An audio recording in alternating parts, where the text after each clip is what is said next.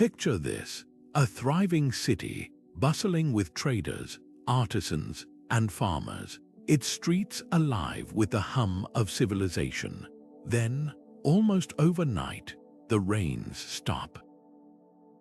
Crops wither, rivers dry up.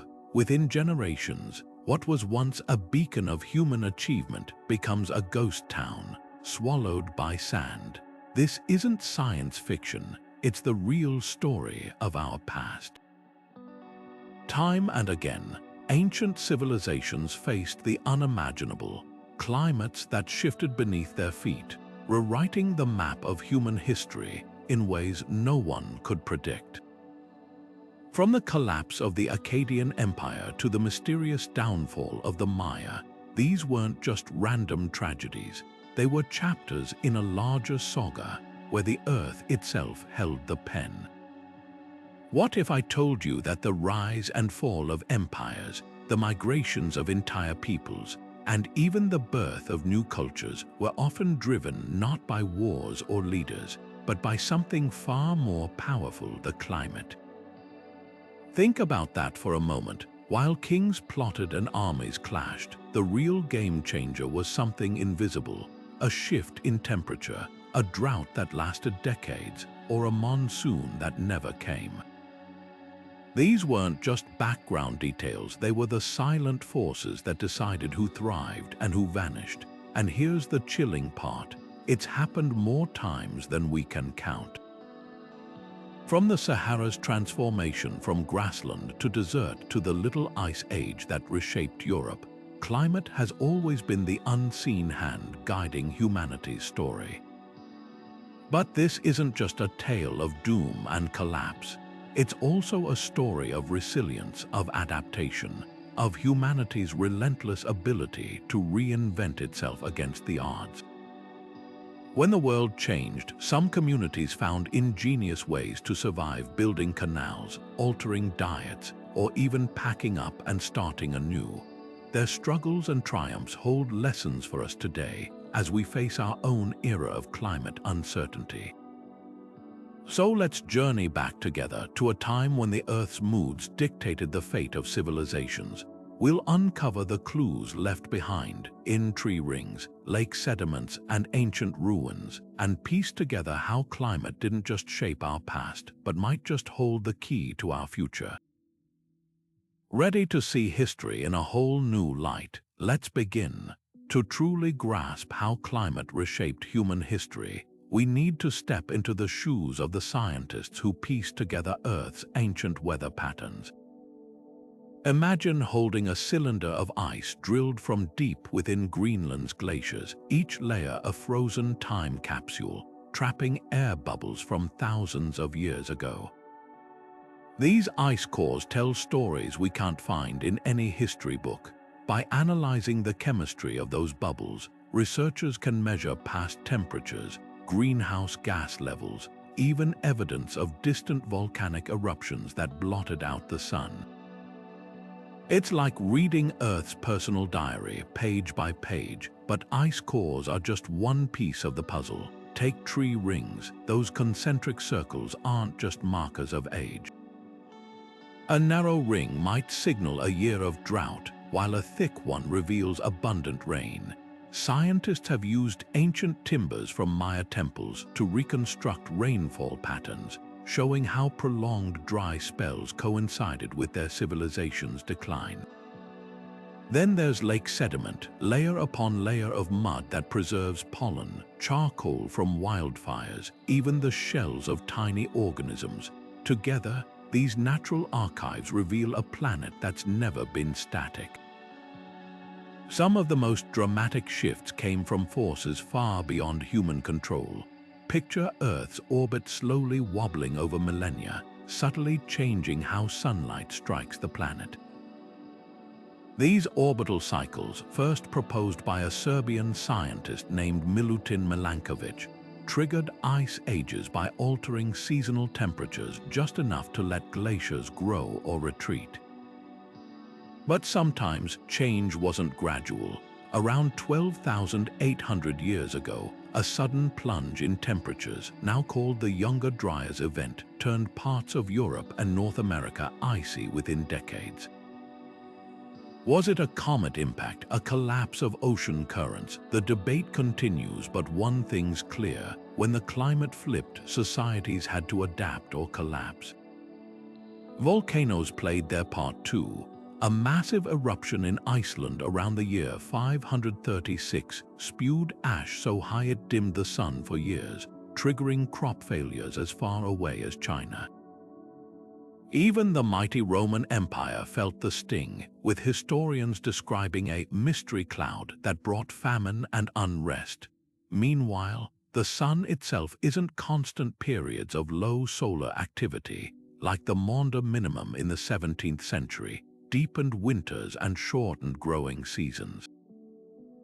What's striking is how these forces intertwined. A shift in ocean currents could alter rainfall patterns halfway across the world.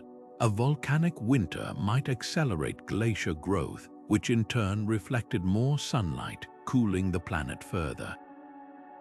For ancient people living through these changes, it must have felt like the very rules of survival were being rewritten. Yet within this chaos, patterns emerge, and they hold urgent lessons for us today. Because while the climate has always changed, never before has one species held the power to influence it so dramatically. That's a responsibility and a vulnerability our ancestors never faced. 12,000 years ago, the Earth exhaled. As the last ice age loosened its grip, glaciers retreated like slow-moving giants, leaving behind something extraordinary, a world ripe for revolution. This wasn't just a slight warming. It was the dawn of the Holocene, a climatic sweet spot that gave humanity its first real shot at settling down. Picture the scene: river valleys once choked with ice now overflowed with fertile silt, and wild grasses grew taller, their seeds plumper than ever before. For hunter-gatherers who'd spent generations chasing scarce resources, this was the opening act of a whole new way of life. But here's what's fascinating: this wasn't a sudden aha moment. Domestication was a desperate gamble, not a stroke of genius. As climate stabilized, dense forests gave way to open grasslands, and mega-herbivores like woolly mammoths vanished. Traditional hunting grounds shrank, while stands of wild wheat and barley expanded. People didn't just wake up one day and decide to farm. They were backed into it by necessity. In the foothills of the Zagros Mountains, for example, archaeologists have found evidence of trial and error. Sickle blades worn down from harvesting wild grains, then later, the first clumsy attempts at sowing seeds.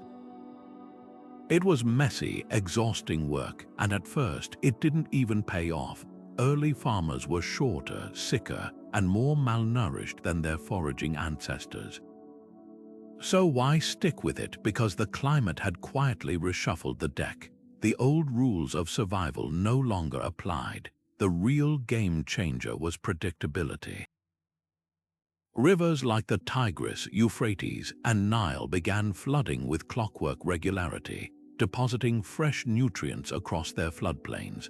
For the first time, humans could anticipate where food would grow, rather than chasing it across unpredictable landscapes. And that's when something remarkable happened: surplus. A single acre of cultivated wheat could yield 10 times more calories than a forager's wild harvest. Villages swelled into towns, and with them came new problems. Stored grain attracted pests, droughts now meant famine, and living cheek by jowl spread disease. Yet despite the trade-offs, agriculture spread like wildfire, carried not by conquest but by climate. In China's Yangtze Valley, rice paddies flourished in the warm, wet conditions. In the Andes, potatoes thrived in the newly temperate highlands. Each region's Neolithic package was tailor-made by the weather, but this revolution had a dark side. Tethering societies to the land made them hostages to the skies. When the rains failed, as they did around 8,200 years ago during the infamous 8.2 kiloyear event, early farmers had no fallback. Their granaries emptied, their villages emptied, and some simply walked away, leaving behind pottery and tools in what archaeologists call abandonment layers. Yet others adapted, digging canals or breeding hardier crops. This push and pull between climate and ingenuity became the heartbeat of civilization.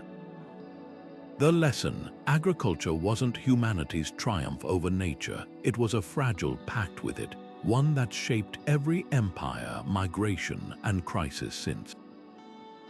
And that pact began with a shift in the wind, a thawing of the ice, and a handful of seeds scattered in desperation. The Sahara today is a sea of sand stretching endlessly under a blistering sun. But if we could rewind time 5,000 years, we'd step into a world unrecognizable. This was the Green Sahara, a land crisscrossed by rivers, dotted with lakes, and teeming with life. Rock paintings left by ancient hands show giraffes bending to drink, elephants lumbering through grasslands, even hippos basking in waterways that have long since vanished. Fossilized pollen tells the same story, traces of acacia trees and flowering plants that couldn't survive a single season in the desert we know today. This wasn't just a slightly wetter Sahara, it was an entirely different ecosystem, a haven for both animals and humans. What transformed this paradise into a wasteland? The answer lies in the dance of Earth's monsoon systems. Back then, a slight tilt in the planet's axis nudged the tropical rains farther north, drenching the Sahara for millennia. But around 3,000 years before the Common Era, that tilt shifted again. The monsoons retreated south, and the rains dried up like a faucet being turned off. Lakes evaporated into salt flats, rivers became ghost channels, and the people who'd built their lives around this abundance faced an impossible choice: stay and wither, or leave and start anew. For the pastoralists of the Green Sahara, this wasn't just a change in scenery, it was the unraveling of their world. These weren't nomads by choice but by necessity, herding cattle and goats across landscapes that were shrinking by the generation. Some headed east toward the Nile Valley, where their knowledge of animal husbandry may have helped fuel the agricultural boom of early Egypt. Archaeologists have found traces of this exodus: pottery styles that suddenly appear along the Nile, cattle bones in places where wild game once dominated. It's as if the Sahara's collapse wrote itself into the DNA of another civilization. Yet the most haunting lesson of the Green Sahara isn't just about loss. It's about how fragile our assumptions of permanence really are. The people who painted those giraffes on cave walls couldn't have imagined their children would live in a desert. For them, the lush savanna was the only reality, just as many of us today can't picture our coastlines submerged or our farmlands parched. Climate change doesn't announce itself with a bang. It whispers through generations, rewriting the rules so slowly that by the time we notice, the old world is already gone. The Sahara's story forces us to ask, what landscapes do we take for granted? What thriving ecosystems might our descendants only know from pictures? And when the next great shift comes, whether natural or human-made, will we be the ones painting the memories or the ones forced to leave them behind? The sand that now buries those ancient lakes holds a warning as stark as the art left behind. Civilizations don't just rise and fall by war or invention. Sometimes the wind decides. At the height of the Bronze Age, the Eastern Mediterranean was a dazzling tapestry of interconnected kingdoms. The Hittites with their towering citadels, the Mycenaeans with their gold-lined tombs, the Egyptians with their sprawling granaries. Trade routes snaked across land and sea, carrying tin from Afghanistan, amber from the Baltic, and olive oil in delicate clay jars. Then, within a generation, it all came crashing down.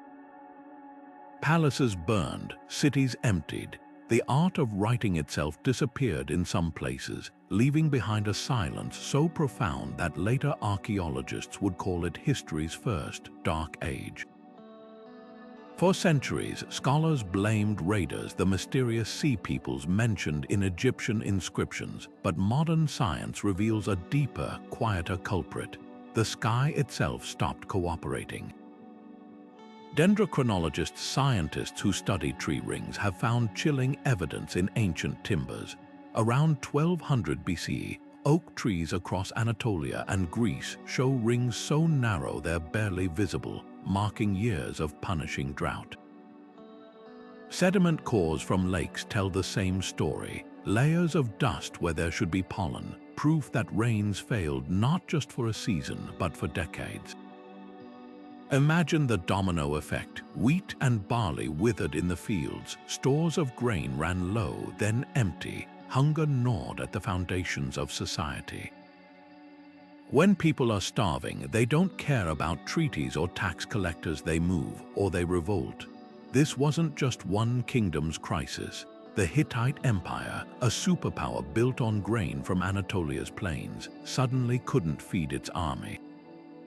Mycenaean lords, their hillside orchards parched, sent desperate shipments of olive oil to Egypt in exchange for food, until even those trade routes snapped.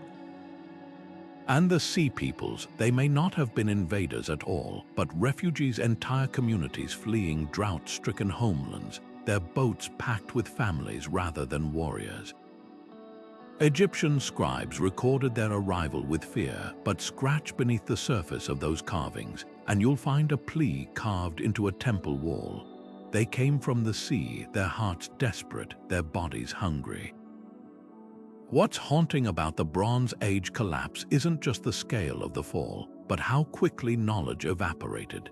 Linear B, the script of the Mycenaeans, vanished entirely, leaving later Greeks to reinvent writing centuries later. Techniques for making bronze, a delicate alchemy of copper and tin traded across continents, were forgotten in some regions, forcing societies back into simpler tools. This wasn't just political chaos, it was an unraveling of civilization's very fabric, all because the rains refused to fall. Yet here's the twist: some places adapted. Egypt, buffered by the Nile's predictable floods, weathered the storm, though even the pharaohs tightened their belts. In Cyprus, copper miners pivoted to new trade partners. And slowly, painstakingly, new cultures rose from the ashes, Phoenician sailors stitching the Mediterranean back together with trade, or Israelites forging a new identity in the highlands. The lesson isn't just about fragility, but resilience. When the climate changes, it doesn't just destroy, it forces reinvention. The question is, who gets left behind and who finds a way to sail into the storm? Deep in the rainforests of Central America, the Maya built wonders that defied their environment: pyramids piercing the canopy, reservoirs carved into limestone, and terraces that turned steep hillsides into fertile fields. Their cities thrived for centuries, sustained by a delicate balance of ingenuity and rainfall. But around the year 900, something went terribly wrong. The rains grew fickle, then failed entirely. Tree rings from ancient sapodilla trees tell the story, decades where growth nearly stopped, the wood so tight it looks desperate. For a civilization built on maize, a crop that drinks deeply from the sky, this wasn't just hardship, it was existential. What made the Mayas' water crisis so devastating was how it amplified every other weakness. Their cities were monuments to abundance, supporting populations denser than modern Los Angeles in some areas. When reservoirs shrank to mud pits, that density became a death sentence. Archaeologists find grim clues in the ruins of Tikal, skeletons of children with telltale signs of malnutrition, hastily dug mass graves. The political fallout was just as brutal. Stele inscriptions, once filled with boasts of royal triumphs, suddenly shift tone. Kings who'd promised to bring down rain from the heavens now faced revolts when the sky stayed empty. One poignant carving shows a ruler standing before his people, not in regal splendor, but holding an empty vessel, a silent admission of failure. Yet not all Maya cities fell equally. Some in the northern Yucatan, like Chichen Itza, pivoted with chilling pragmatism. Their solution: cenotes, natural sinkholes tapping into underground rivers. Engineers built elaborate channels to funnel every precious drop into reservoirs, even as southern cities starved. Others turned to ritual, digging deeper into caves considered portals to the rain god Chok, leaving behind offerings of jade and shells in the darkness. These weren't just acts of faith, they were survival strategies, a civilization throwing everything at the wall to see what stuck. The real tragedy of the Maya collapse isn't that they didn't see it coming, they did. Pollen records show they tried adapting, switching to drought-resistant crops like manioc. But by then, the social fabric was unraveling. Trade networks fractured as city turned against city for dwindling resources. Scribes stopped recording dates on monuments as if time itself had lost meaning. The jungle, patient and relentless, began reclaiming plazas where thousands once gathered. What lingers today isn't just a cautionary tale about climate. It's about the brittleness of success. The Maya mastered their environment until that mastery became a trap, overbuilt, overconfident, unable to pivot when the rules changed. Their reservoirs, once symbols of control, became tombs for a way of life, and that's the unsettling parallel for us. We've built our own pyramids, not of stone, but of systems that assume the climate we grew up with will last forever. The Maya's megadrought holds up a mirror. Civilizations don't fail because they ignore the signs, but because they can't imagine the world rewriting itself around them. Imagine waking up one morning to find your village's fields buried under snow. In July, for millions living through the Little Ice Age, this wasn't a nightmare but reality. Between the 14th and 19th centuries, Earth's thermostat dipped just 2 degrees Celsius on average, a change so slight you might not notice it on a daily walk. Yet that tiny drop rewrote the rules of survival. Glaciers in the Alps lunged forward like slow-motion bulldozers, crushing entire Swiss villages under walls of ice. In London, the Thames froze so solid that festivals sprang up on its surface, complete with ox roasts and ice-skating printers hawking pamphlets on the river's new streets. But behind the novelty lay desperation. Crops that had fed generations suddenly withered in unseasonable frosts, and when hunger gnawed, societies began to fracture in ways no one could have predicted. The coldest years birthed some of history's darkest chapters. Take Ireland's Great Frost of 1740, when temperatures plummeted so drastically that birds fell dead from the sky mid-flight. Potatoes froze solid in the ground, turning to inedible mush when thawed. Nearly 40% of the population perished not just from starvation, but from the riots and disease that followed. Meanwhile, in Europe, fear bred superstition. If the sun refused to warm the earth, surely someone was to blame, which trials surged, with hundreds executed for weather magic. Court records from Germany reveal chilling accusations: women allegedly sending hail to ruin crops or stealing the warmth from hearths. It was easier to burn a scapegoat than accept nature's indifference. Yet amid the suffering, innovation flourished. The Dutch, masters of turning adversity into opportunity, transformed their frozen canals into highways for trade and recreation. Painters like Hendrik Verkamp immortalized the era in vibrant winter scenes: children sledding, merchants hawking goods on ice, creating an art genre born entirely from the cold. Even in Greenland, Norse settlers clung on for generations, adapting their diets to more seal meat and fewer grains. But their ultimate failure to outlast the chill holds a warning: adaptation has limits. When the sea ice cut off supply routes and the last stunted barley harvest failed, the survivors boarded boats and vanished into history. Perhaps the most explosive consequence of the Little Ice Age wasn't frozen rivers but boiling tempers. In France, a string of failed harvests sent bread prices soaring. By 1789, Parisians were spending nearly 90% of their wages just to eat. When Marie Antoinette allegedly quipped, "Let them eat cake," she wasn't just mocking the poor, she was ignoring the climate-driven tinderbox at her feet. The revolution that followed didn't just topple a monarchy, it reshaped the modern world, all because the wind blew colder for a few critical years. What makes this era so unsettling is its lesson about fragility. 2 degrees, the difference between a chilly day and a mild one, was enough to trigger famines, wars, and cultural revolutions. Today, as we face our own era of climate shifts, the Little Ice Age whispers a question. When the next great change comes, will we be the skaters on the ice, the painters capturing beauty in the storm, or the ones left clutching empty bread baskets in the cold? The answer hinges not just on the weather, but on what we choose to learn from those who weathered it before us. High on the sun-baked cliffs of Mesa Verde, a civilization thrived in the unlikeliest of places. The ancestral Pueblones, often called the Anasazi, didn't just survive in the arid southwest, they engineered marvels. Their homes weren't merely built into cliffs, they became part of the rock itself, multi-story apartments tucked beneath overhangs like swallows' nests.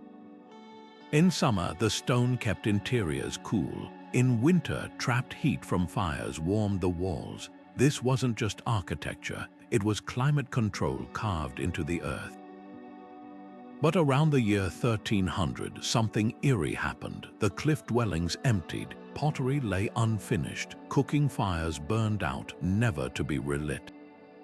The silence that followed wasn't just an absence of people, it was the sound of a civilization hitting its limits. The culprit, a drought so severe it's etched into the very bones of the land.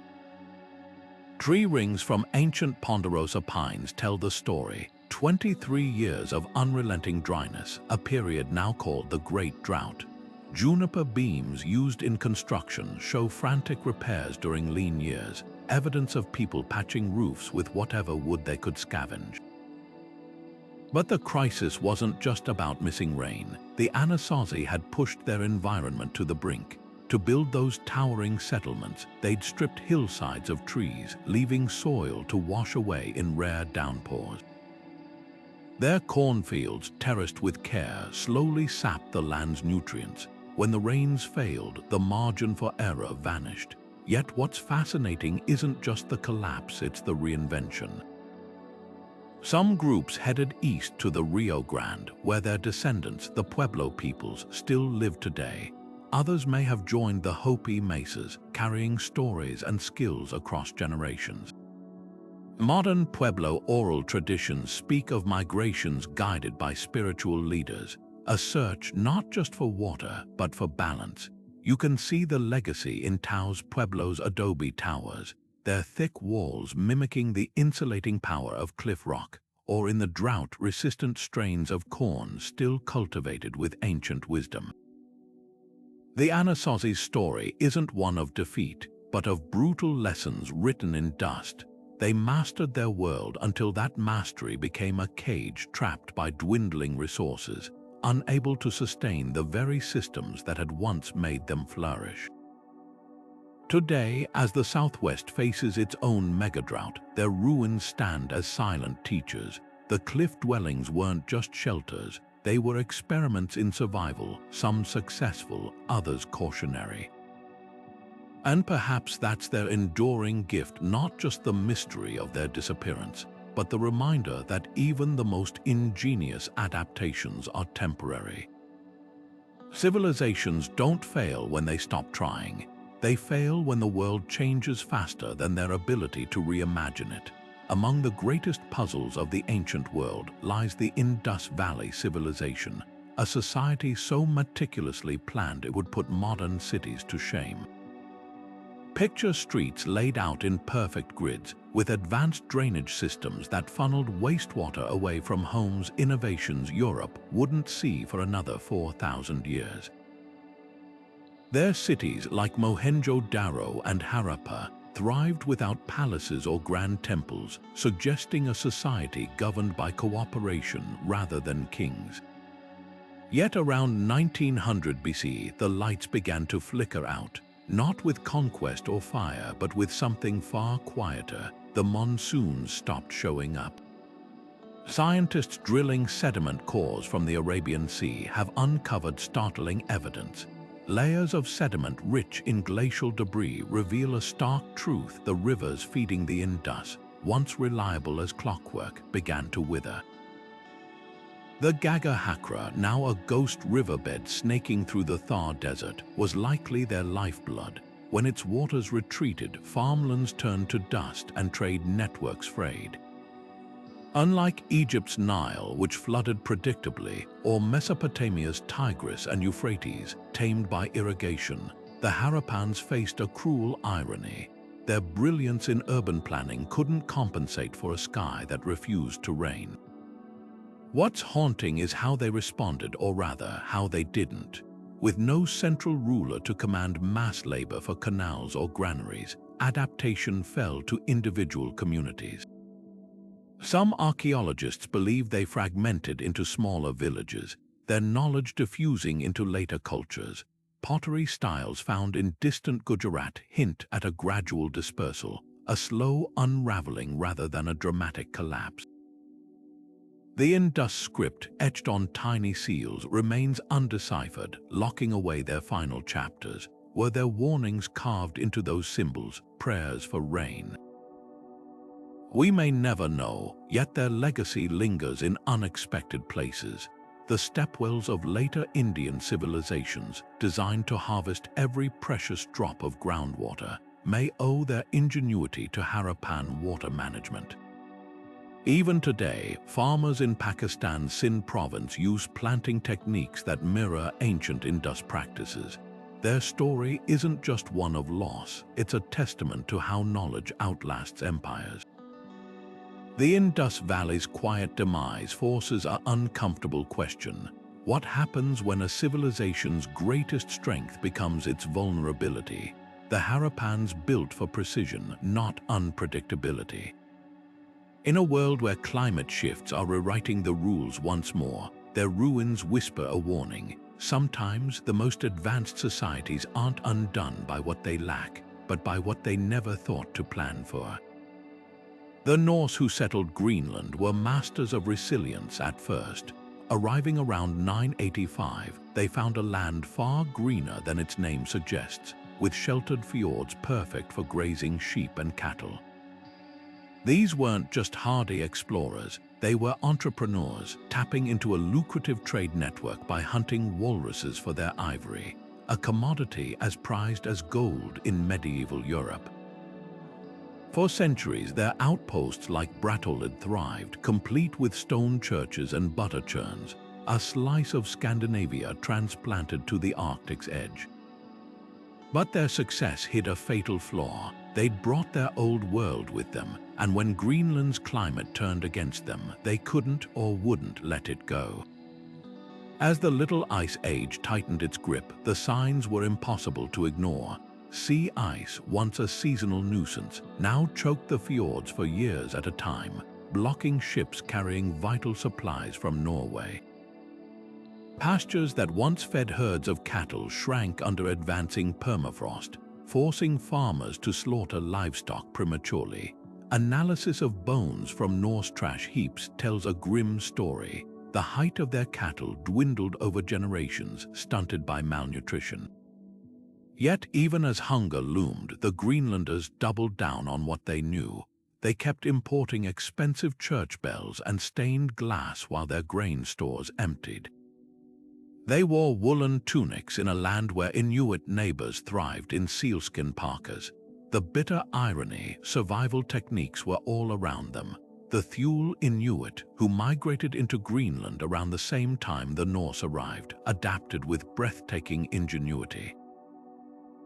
They built kayaks to hunt seals beneath the ice, crafted harpoons with detachable tips to outsmart walruses, and insulated their homes with layers of sod and animal skins. Norse accounts mention encounters with these scralings, but there's no evidence they ever adopted their methods. A recent study of Norse teeth reveals the truth even as their farms failed. Their diet remained stubbornly European, heavy on dairy and grains, with barely a trace of seal or whale blubber that kept the Inuit alive. By the mid-15th century, the last Norse settler likely died alone in a crumbling longhouse, surrounded by the ghosts of a failed experiment. But their story isn't just a tragedy, it's a riddle.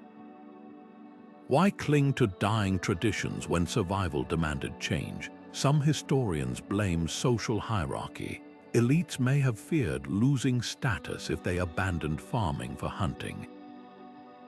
Others point to religion. Eating seal meat might have violated Lenten fasts or seemed too close to pagan practices. Whatever the reason, Greenland's Vikings became prisoners of their own identity, unable to imagine a future that didn't mirror their past. Today, their ruins stand as eerie monuments to a question we all face. When the world changes, do we change with it or risk becoming relics of our own making? The Inuit, after all, are still here. Their legacy isn't carved in stone churches, but in the living wisdom of adaptation. The understanding that survival isn't about preserving the past, but listening to the land as it whispers its new rules. The skies over the Great Plains turned brown in the 1930s, not from twilight, but from something far more sinister, a relentless tide of dust. This wasn't just a bad season, it was the Dust Bowl, an environmental disaster so vast it swallowed farms whole and sent millions fleeing westward. At its peak, storms carried topsoil all the way to New York City, where office workers wiped grit from their desks and sailors 300 miles offshore found their decks coated in Oklahoma's earth. But here's what's chilling. This wasn't some freak accident. It was history repeating itself, a modern echo of the same forces that toppled ancient civilizations, human arrogance meeting climate's indifference. The tragedy began with optimism.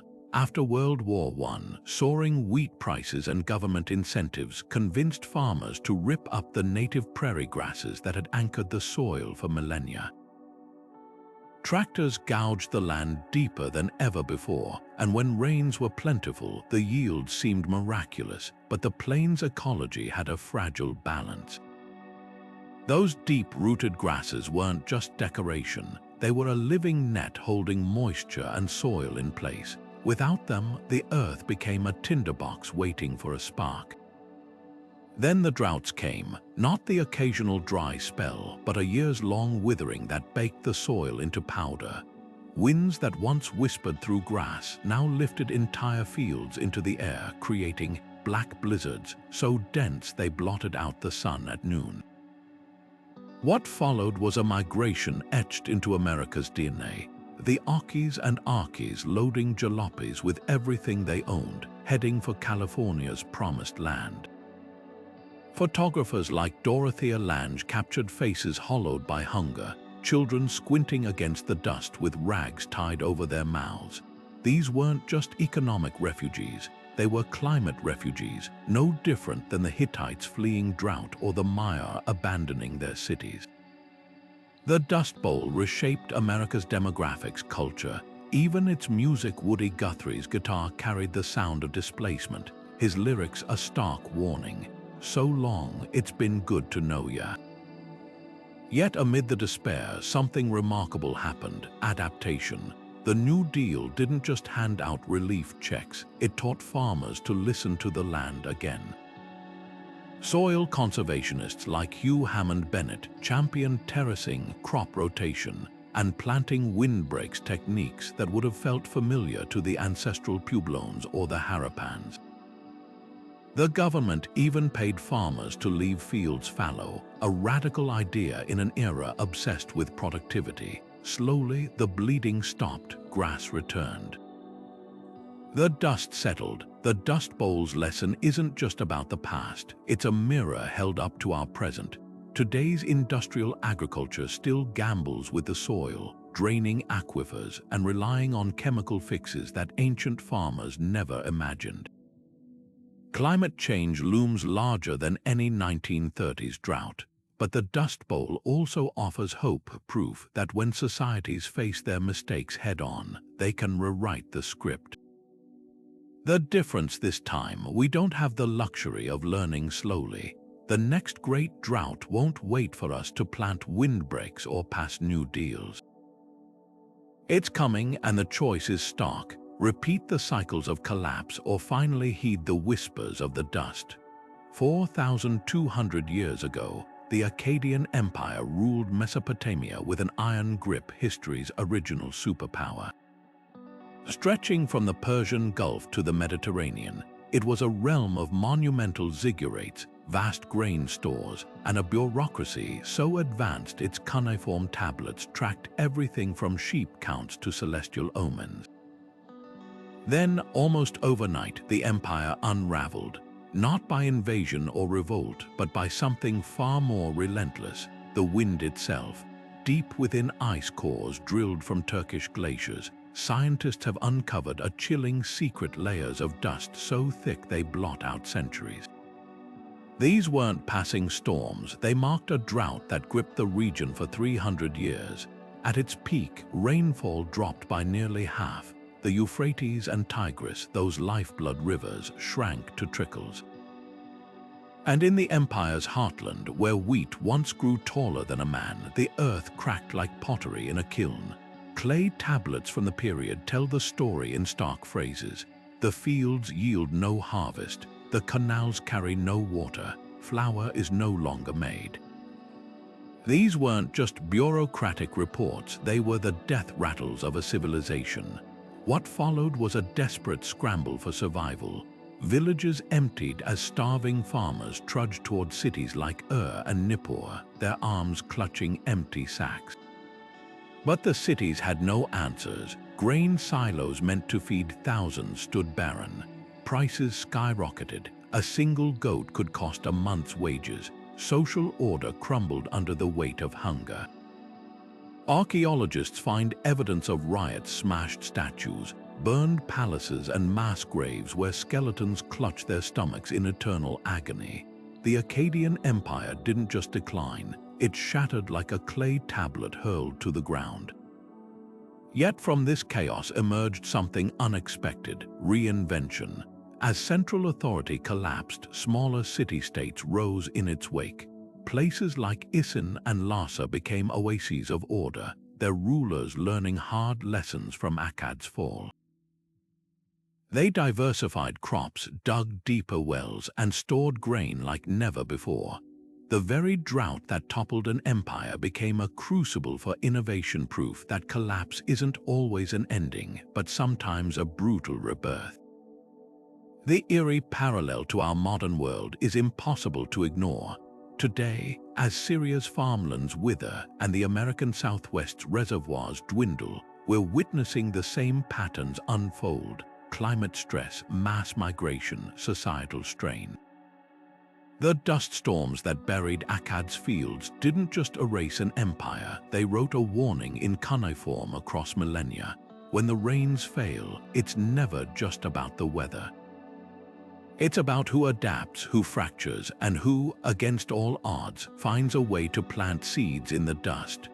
Beneath the towering spires of Angkor Wat lies a hidden marvel, not just stone carvings or gold-leafed temples, but an ancient water network so vast it rivaled modern cities. The Khmer Empire didn't just build monuments, they engineered liquid landscapes. Canals stretched like arteries across the land, feeding reservoirs the size of lakes, while intricate sluice gates controlled flows with precision. This wasn't just infrastructure, it was a dance with the monsoons, a civilization bending water to its will. Yet by the 14th century, that dance faltered.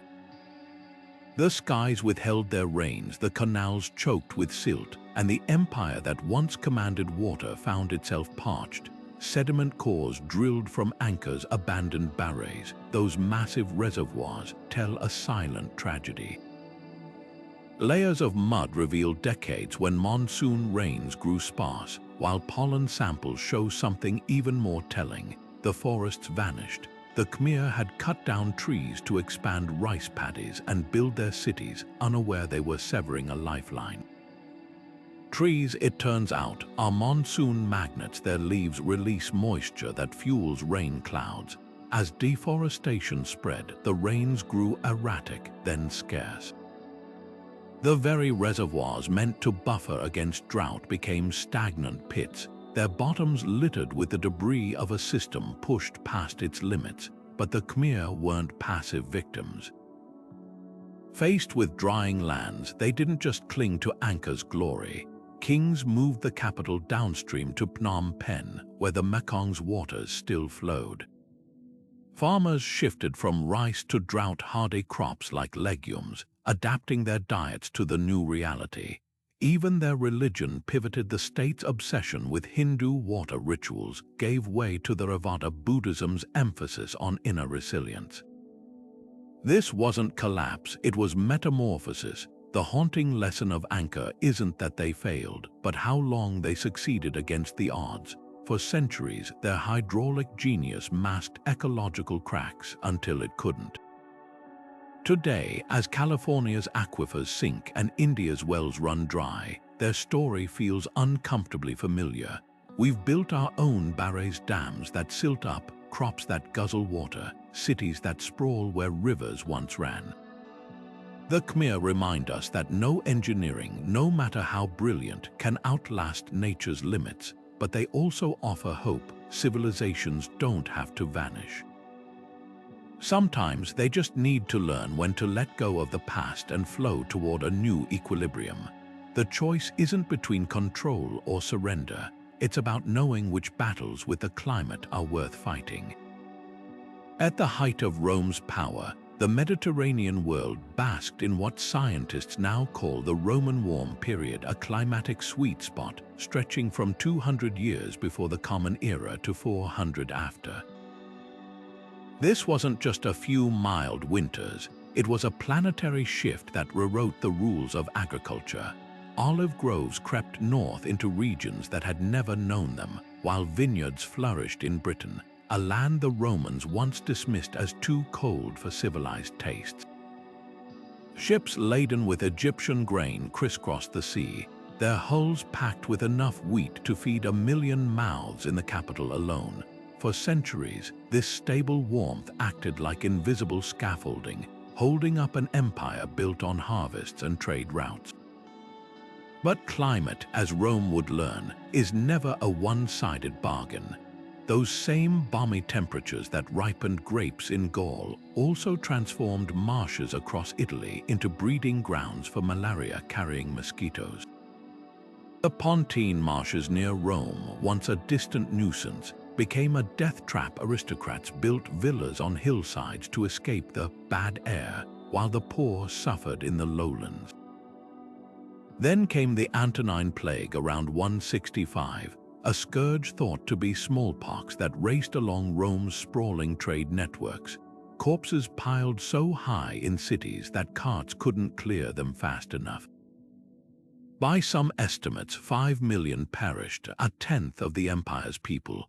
The warm, interconnected world that made Rome rich also made it fatally vulnerable. Even Rome's military machine wasn't immune to the weather's whims. Legionnaires stationed along the Rhine, accustomed to freezing winters that kept Germanic tribes at bay, suddenly faced unpredictable thaws. Rivers that once froze solid became treacherous half-ice barriers, leaving borders exposed. Meanwhile, droughts in North Africa, Rome's breadbasket, sparked revolts when grain shipments faltered.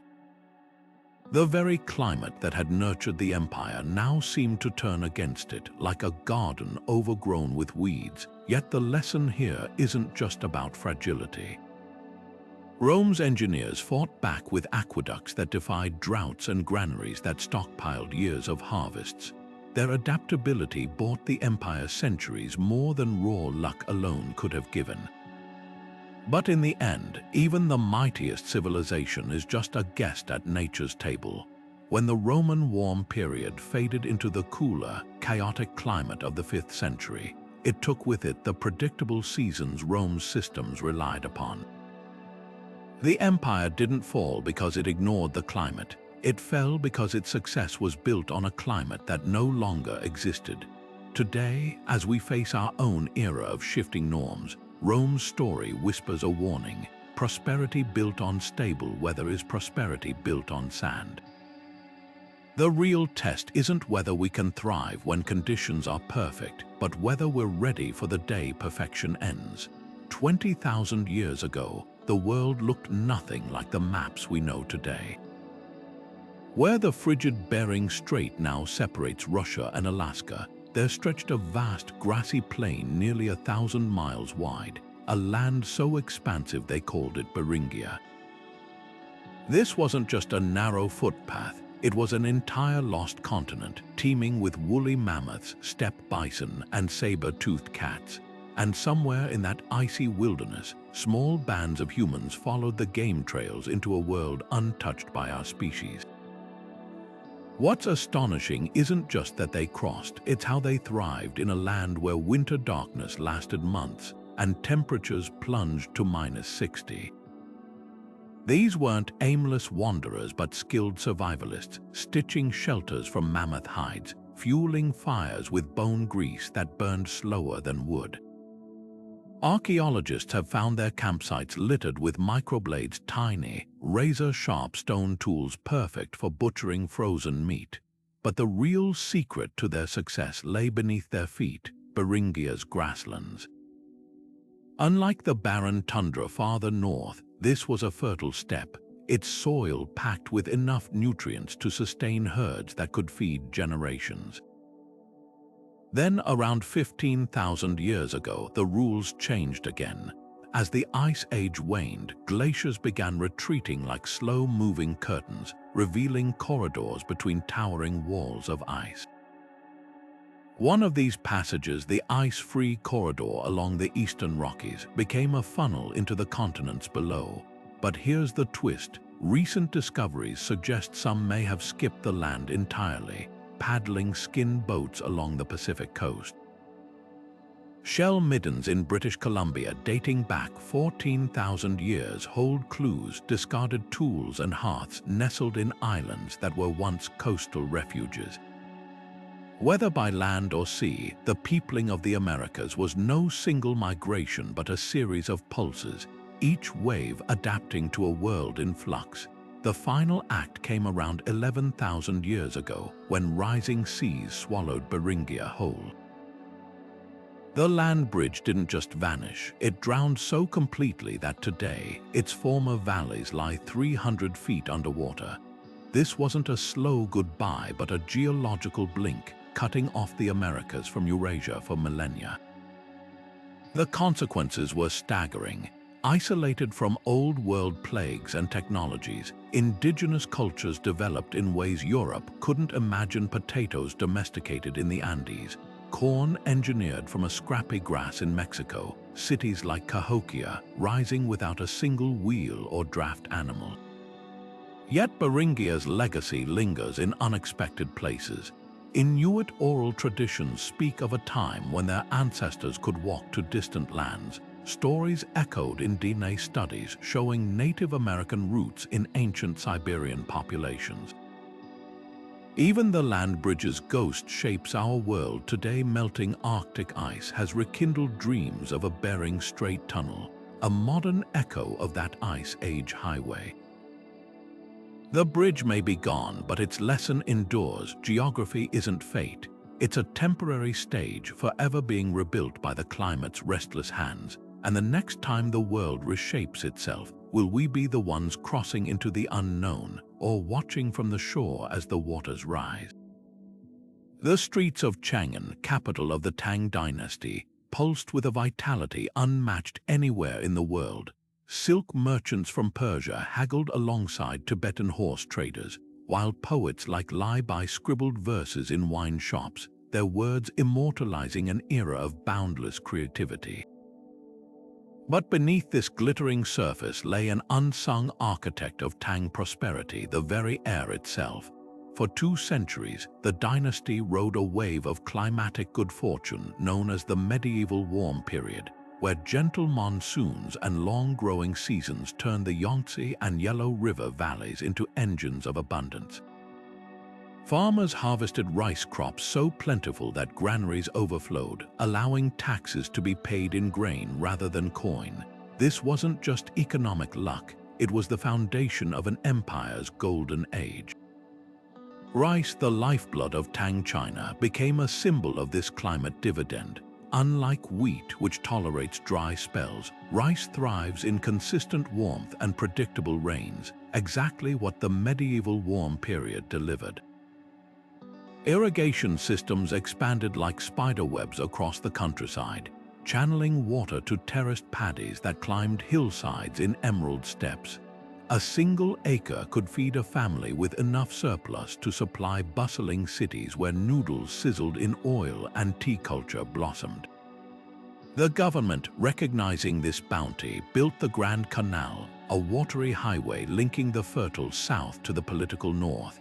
For generations, it worked flawlessly, moving not just grain but ideas as Buddhism and calligraphy flowed along with the harvest.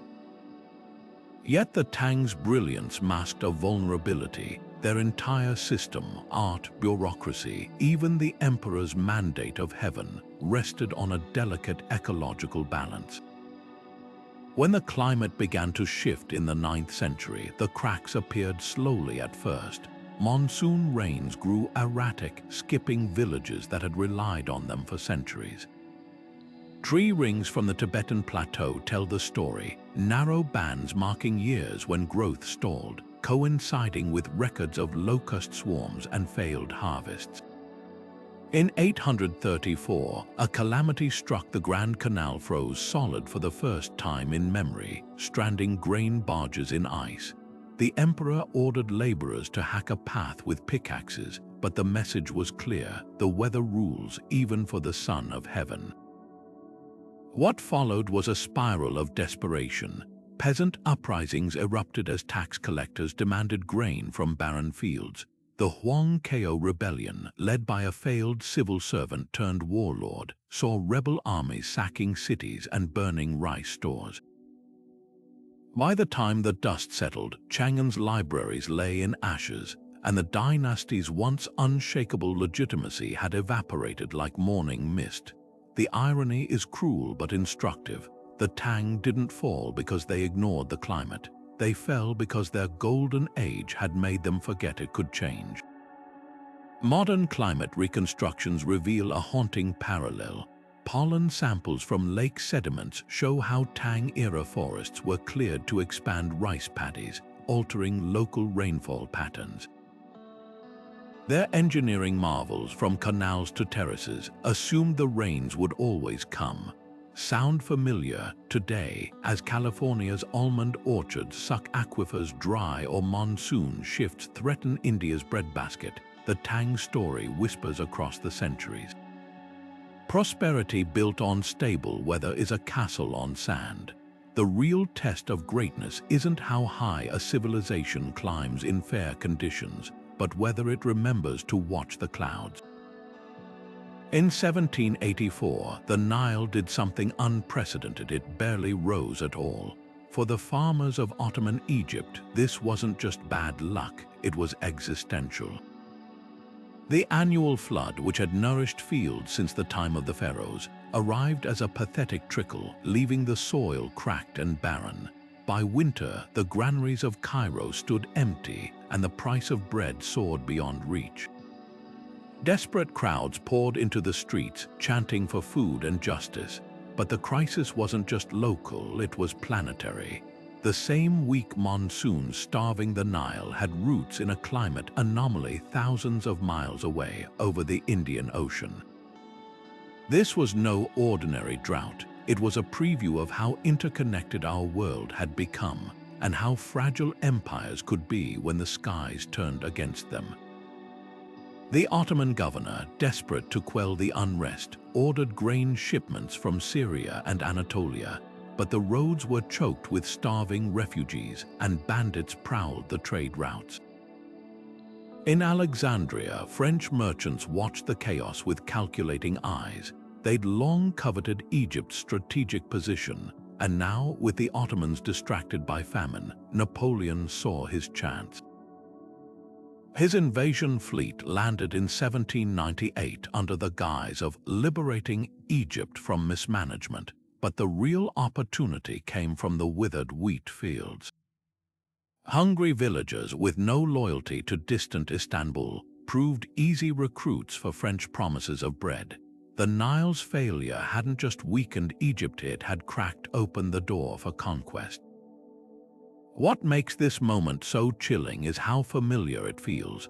Fast forward to 2006, when Syria's farmlands baked under a drought so severe it sent millions fleeing to cities already strained by war. The parallels are uncanny. Crops failed, prices spiked, and protests erupted. Just as in Ottoman Egypt, environmental stress became the kindling for political fire. Scholars now call it climate conflict overlap, a pattern where ecological crises don't just cause suffering, but actively reshape power.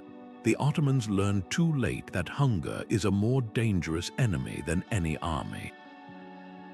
When the Nile withheld its bounty, it wasn't just water that vanished, it was legitimacy, order, the very glue holding society together.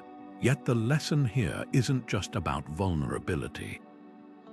The Mamluks, Egypt's former rulers, had faced similar droughts centuries earlier. Their solution, a vast network of cisterns and canals designed to stretch every drop of floodwater. The Ottomans, inheriting this system, let it decay, trusting the Nile's rhythms would never change.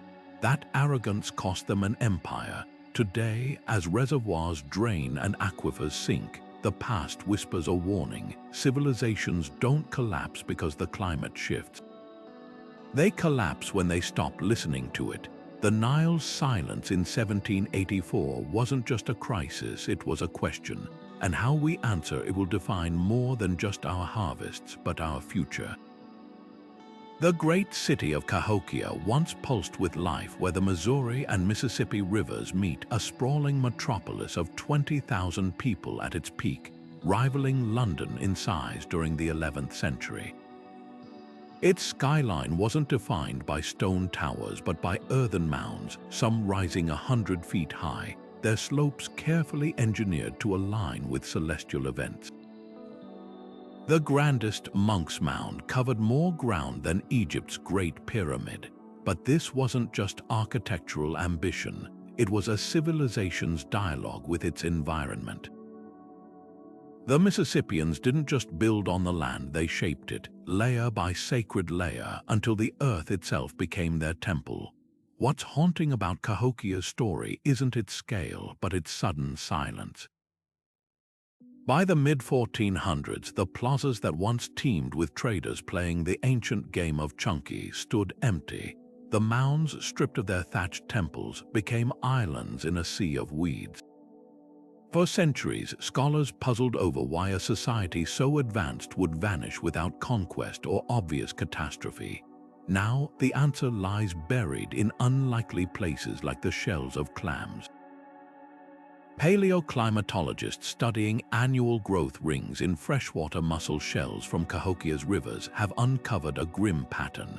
Around the year 1100, the region entered a period of extreme drought, with some summers so dry the Mississippi itself may have shrunk to a trickle. Tree rings from ancient bald cypresses tell the same story, narrow, desperate bands marking years when rain barely came. But here's the twist. The Mississippians didn't just suffer bad luck. They'd unwittingly set the stage for their own crisis. To feed Cahokia's booming population, farmers cleared forests for maize fields, unaware they were dismantling nature's moisture pump. Trees, which once recycled groundwater into humid air, were replaced by shallow-rooted corn that left soil exposed.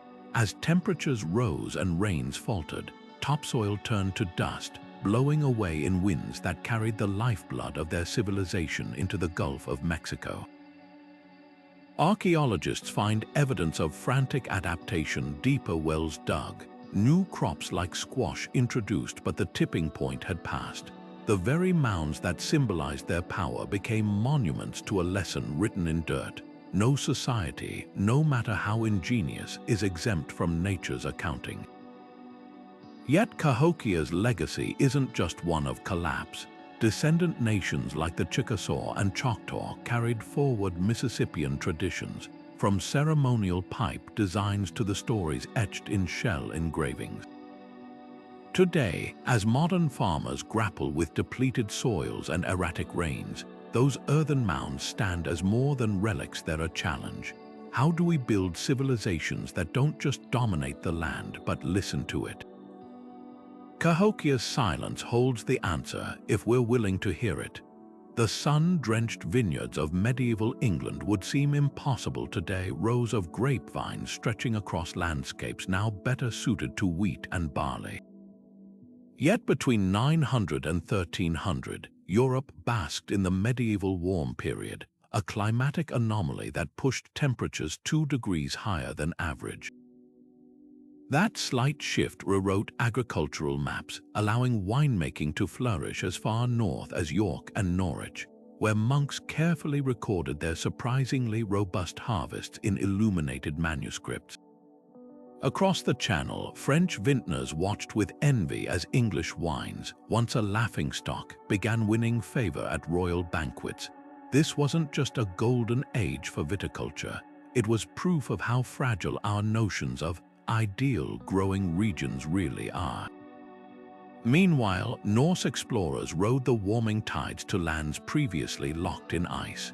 Greenland, ironically named as a marketing ploy by Eric the Red, briefly lived up to its verdant promise.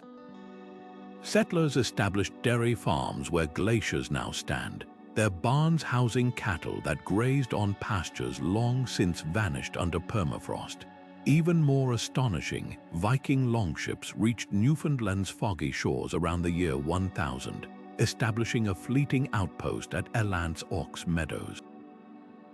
Butternuts found at the site tell a silent story, evidence of trade with indigenous peoples farther south, a hint of how interconnected the Americas were even before Columbus.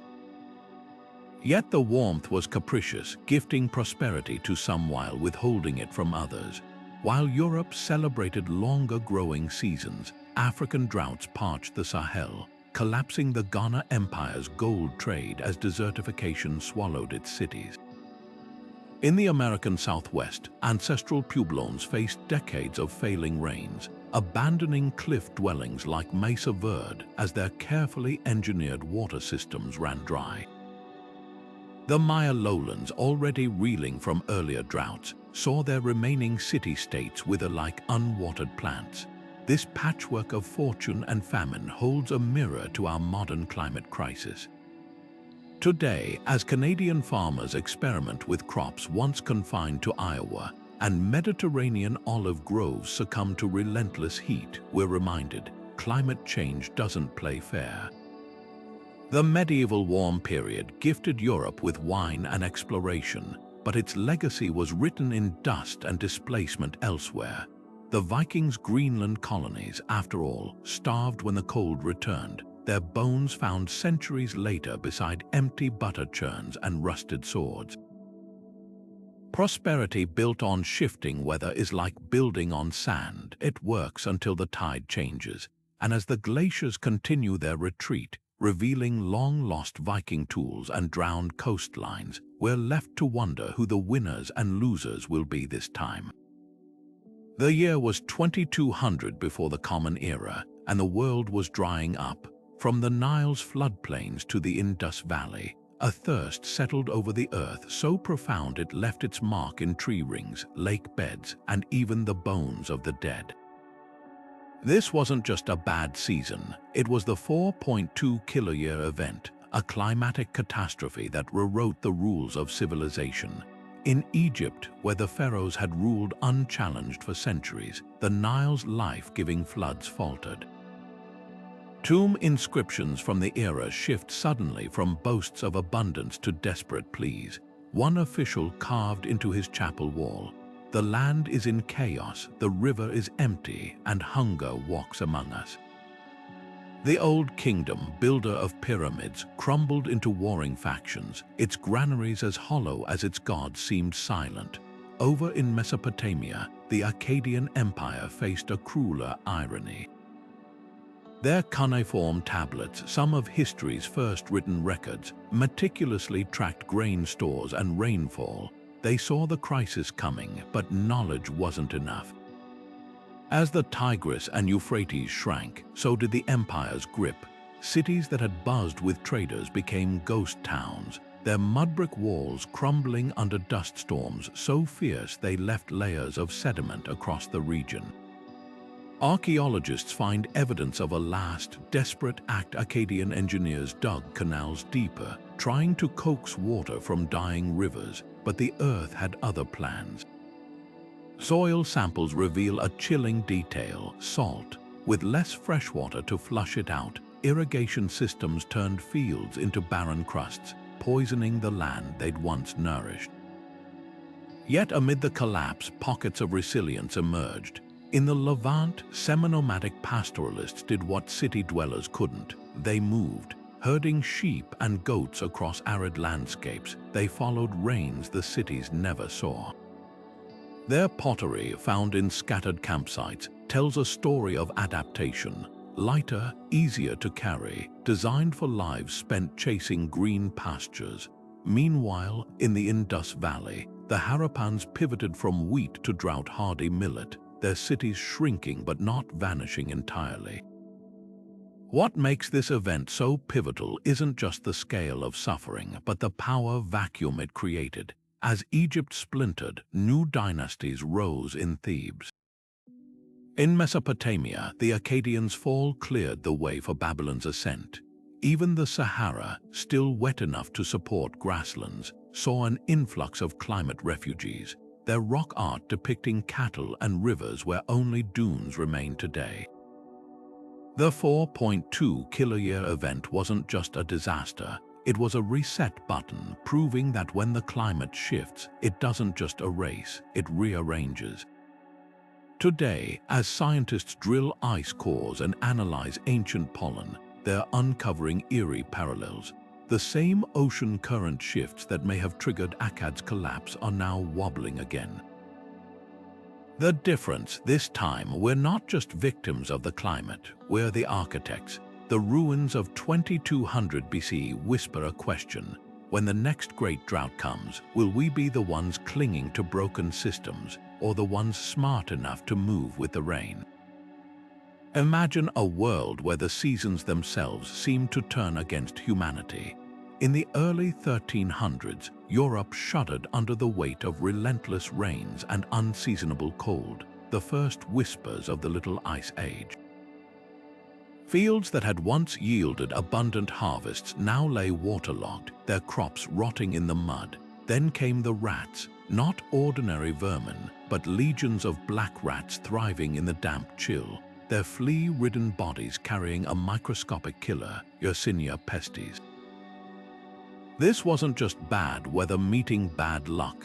It was a perfect storm of climate and contagion that would reshape history.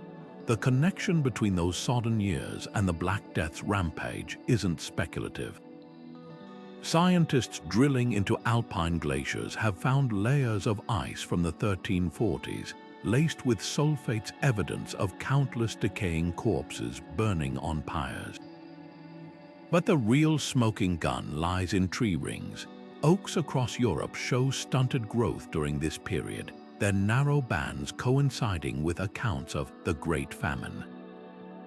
Starvation didn't just thin the population, it primed survivors' immune systems for collapse. When the plague arrived in 1347 aboard Geno's merchant ships, it found bodies already weakened by hunger, turning what might have been a grim epidemic into an extinction-level event. Fleas, the plague's delivery system, flourished in the cool humidity. Unlike modern rat fleas that prefer rodents, medieval fleas weren't picky. they'd leap to humans when rats died off, a behavior scientists now link to temperatures between 55 and 68 degrees Fahrenheit. The Little Ice Age delivered those conditions in spades, turning every thatched roof and woolen tunic into a potential death trap. Parish records from England tell chilling tales: entire families dead within days, priests collapsing mid-sermon, villages where the only sound was the rustling of rats in abandoned granaries. Yet the plague's legacy wasn't just graves. With half the population gone, laborers suddenly held bargaining power, demanding wages that upended feudalism. Peasants who'd once been tied to the land now walked away, sparking laws like England's Statute of Labourers, a desperate attempt to freeze wages at pre-plague levels. Meanwhile, the Church's failure to stop the dying fractured faith, fueling radical movements and setting the stage for the Reformation.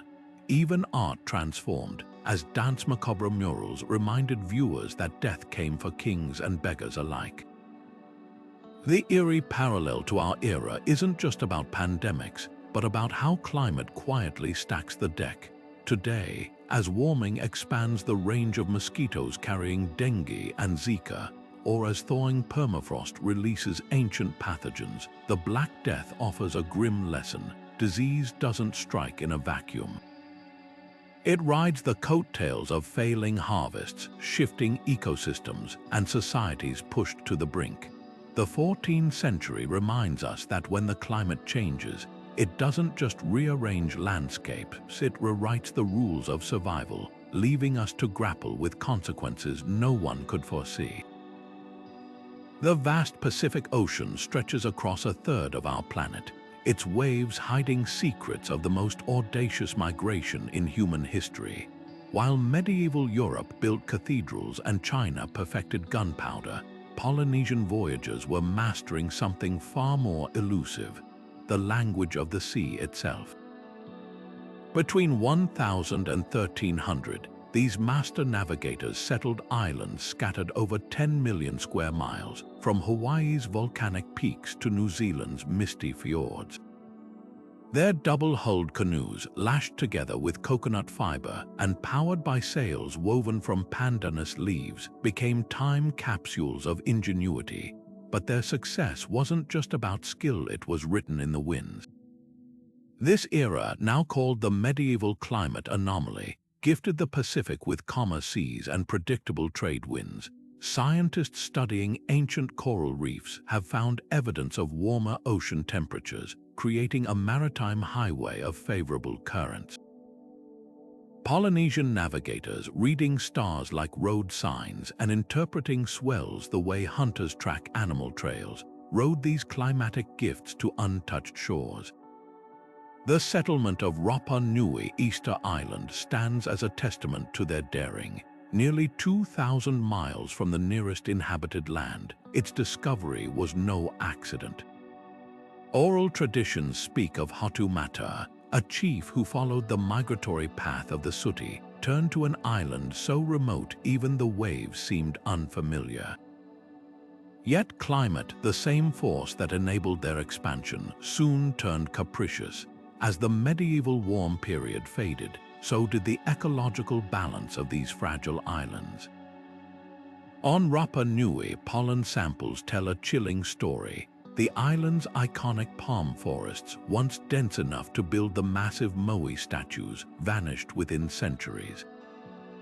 Was it reckless overharvesting or a desperate response to cooling seas that disrupted fish stocks? Archaeologists find hints in makeshift fishhooks carved from human bone, a grim pivot when traditional resources failed. The same voyagers who'd thrived on abundance now faced brutal choices, but the real marvel lies in how Polynesians turned constraints into innovation. In Hawaii, they engineered fish ponds lined with volcanic rock, creating sustainable aquaculture that fed thousands. The Maori of New Zealand adapted tropical crops to temperate winters through intricate frost protection techniques. Even their social structures bent to environmental pressures. chiefs on Tokopia instituted population controls and sacred forest reserves when resources dwindled. These weren't acts of surrender, but of profound negotiation with nature's limits. What lingers today isn't just a tale of ecological rise and fall. When Polynesians reached Aotearoa, New Zealand around 1250, they encountered a land colder than any their ancestors had known. Their response, they reinvented everything from weaving warmer cloaks from flax fibers to engineering earthwork fortresses that leveraged the terrain. The waka, their iconic canoes, evolved sleeker designs to navigate rougher seas. This was resilience in motion, a culture rewriting its playbook with each new shore. The lesson etched into these island sagas isn't about perfection, but persistence. No civilization gets the climate equation right every time, but the Polynesians' legacy, written in stone fish traps, star charts passed down through chants, and the very DNA of Pacific peoples proves that survival isn't about resisting change. It's about learning to sail with it, even when the winds shift beneath your hull. The fertile plains of Mesopotamia, cradled between the Tigris and Euphrates rivers, were once the envy of the ancient world. Here, Sumerian farmers pioneered irrigation canals that turned arid land into lush fields of wheat and barley, a feat so revolutionary it fueled the rise of humanity's first cities.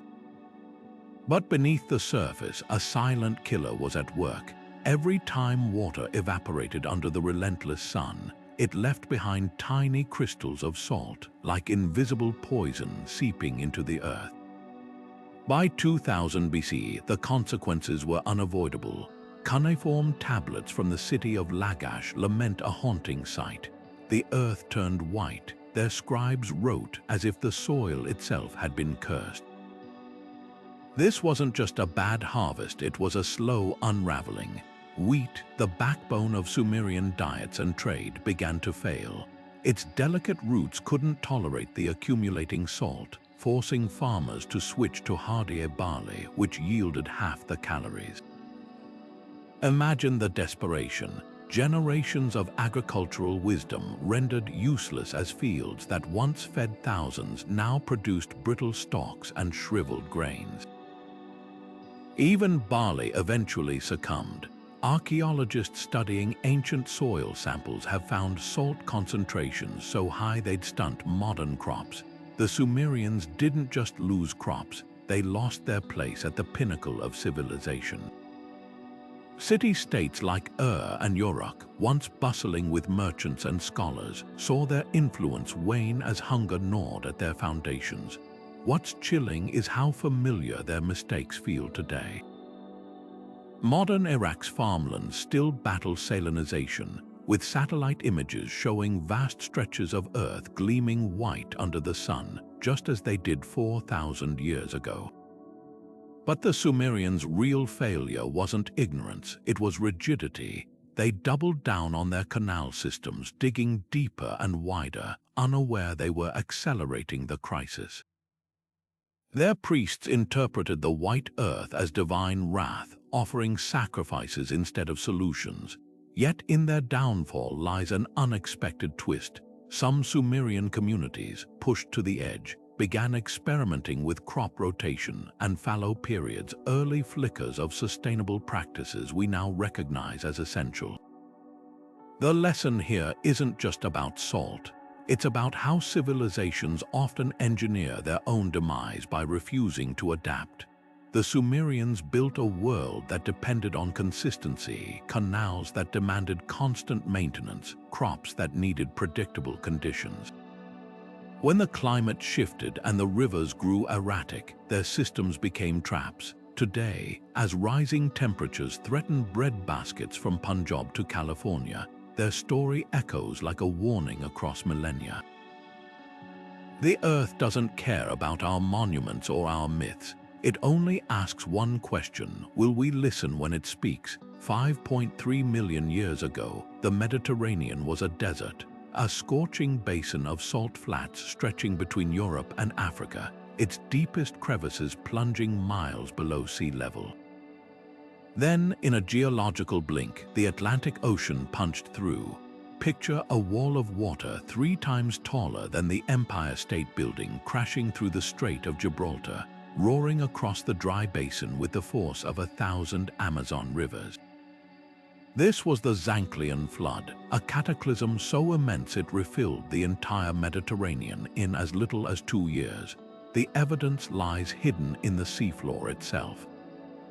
Core samples drilled off Sicily reveal layers of coarse gravel debris carried by currents powerful enough to move boulders the size of houses.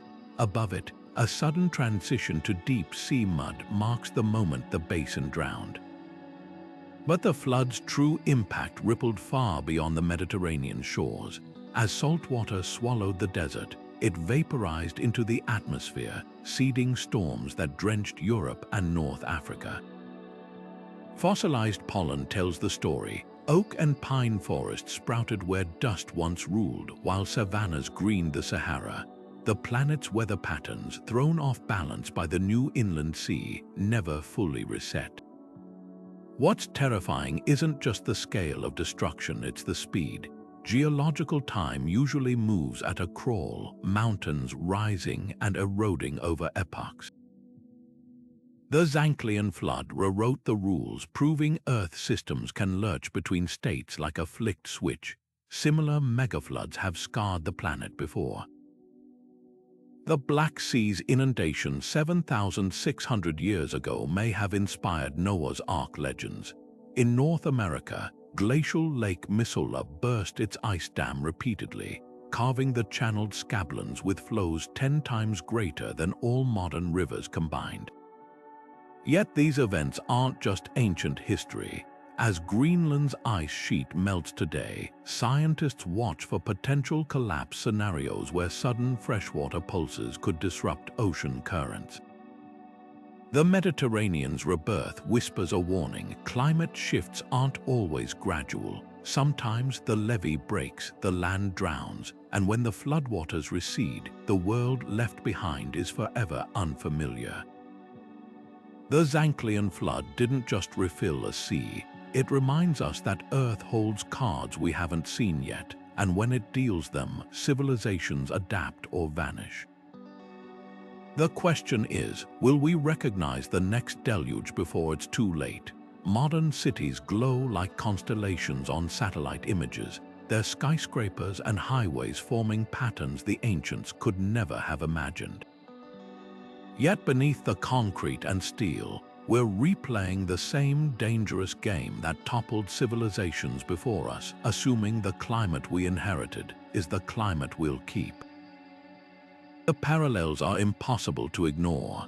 Just as the Akkadians watched their irrigation canals turn fields into salt pans, today's farmers from California's Central Valley to India's Punjab grapple with dwindling aquifers and poisoned soil.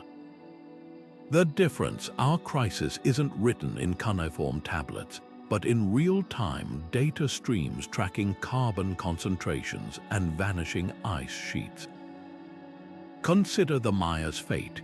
Their reservoirs, engineering marvels designed to weather seasonal droughts, became death traps when the rains failed for decades. Now look at Las Vegas, a city that pipes water across deserts to fill ornamental fountains while Lake Mead, its lifeline, shrinks to record lows, or Cape Town's Day Zero scare in 2018 when taps nearly ran dry after prolonged drought. These aren't isolated incidents, they are echoes. The ancient Khmer built Angkor's sprawling water network assuming monsoons would always replenish it, just as we've designed megacities expecting rivers to flow forever at 20th century levels. But history offers more than warnings, it hands us tools. The ancestral pueblones didn't just vanish, they adapted, dispersing into smaller communities and diversifying crops. Today, scientists are reviving their drought-resistant tepary beans, a protein source that thrives where modern crops fail. In Peru, engineers are restoring ancient Inca amunas. stone channels that slow mountain runoff, recharging groundwater, proving indigenous solutions often outlast empires. Even the Norse Greenlanders' tragic rigidity holds a lesson. When Norwegian bishops insisted on importing European woolen robes instead of adopting Inuit sealskin, they chose identity over survival. Our modern equivalent, cities that ban water saving xeriscaping to maintain grassy lawns in deserts. The most urgent parallel lies in inequality. When the Nile failed in 1784, it wasn't the elite who starved, they hoarded grain while crowds rioted for bread. Today, as climate disasters multiply, the pattern repeats. Hurricane Katrina submerged New Orleans' poorest neighborhoods while the wealthy fled. Syrian farmers displaced by drought became refugees, sparking geopolitical crises. Ancient collapses remind us that environmental stress doesn't level societies, it fractures them along existing fault lines. Yet for all our mistakes, we possess something no ancient civilization had: foresight. Ice cores and satellite data show us the cliff's edge before we plunge over. The question isn't whether we'll face climate upheaval, it's whether we'll respond like the Sumerians, doubling down on broken systems, or like the Polynesians, reinventing ourselves with each new challenge. The past whispers that survival isn't about stopping change, but learning to dance with it. Our ancestors left maps written in ruins and resilience. Now it's our turn to chart the next chapter, not in stone, but in choices. From the Sahara's shifting sands to the sudden frosts of the Little Ice Age, one truth emerges with startling clarity: climate has never been just a backdrop to human history, but its invisible co-author. The rise of empires, the collapse of cities, the desperate migrations of entire peoples, these weren't merely choices made by kings or warriors. They were responses to forces far beyond human control: a monsoon that never arrived, a glacier that refused to retreat, a river that changed its course. The pharaohs commanded armies, but the Nile decided their fate. The Maya built towering temples, yet their destiny was written in tree rings and lakebed sediment. What makes these stories so urgent isn't just their scale, but their intimacy. Take the Greenland Norse, clinging to European traditions as their cattle starved, while the Inuit thrived beside them by embracing change. Or the Khmer engineers of Angkor, whose vast waterworks became their own undoing when the rains faltered. These weren't foolish people, they were ingenious, adaptable, and in some cases prescient. Yet time and again, civilizations stumbled over the same blind spot: the assumption that the world they knew would remain the world forever. Today, we face a paradox. We're the first species to understand climate's power in real time, armed with satellites and supercomputers instead of augury and prayer. Yet we're also the first to alter that climate on a planetary scale, burning forests and fossil fuels with the abandon of the Sumerians salting their fields. The difference is we can't plead ignorance. The bones of Cahokia, the dust of Akkad, the frozen ruins of Viking Greenland, they're not just relics, they're road marks showing us where the path of rigidity leads. But here's the hopeful thread woven through these tragedies: a resilience.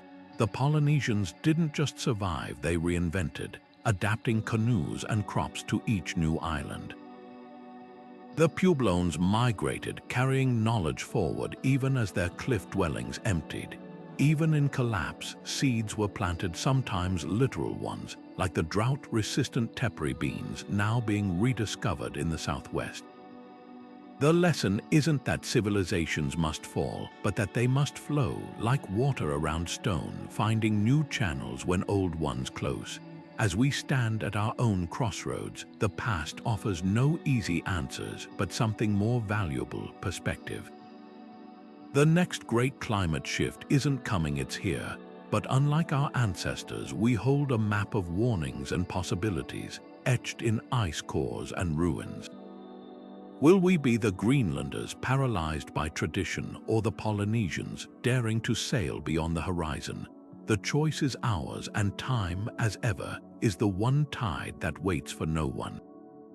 If history teaches us anything, it's this: civilizations don't end when the climate changes. They end when they stop learning from